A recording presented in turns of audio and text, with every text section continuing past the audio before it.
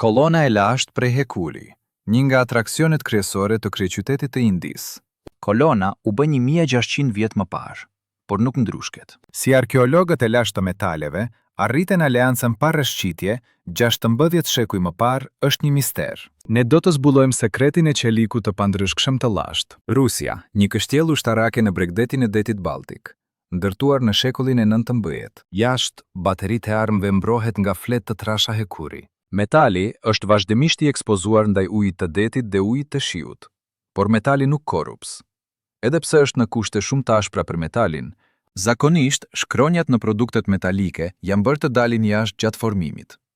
Është shumë më e lehtë se sa të hiq një copza prej hekurit fort më vonë. Shkrimi në kolonën në Delhi është i rrem, u bë më vonë. Kolona hekuri në Indi dhe kështjella ushtarake ruse janë bërë prej të njëjtit hekur, duke përdorur të njëjtën teknologji në të njëjtën kohë.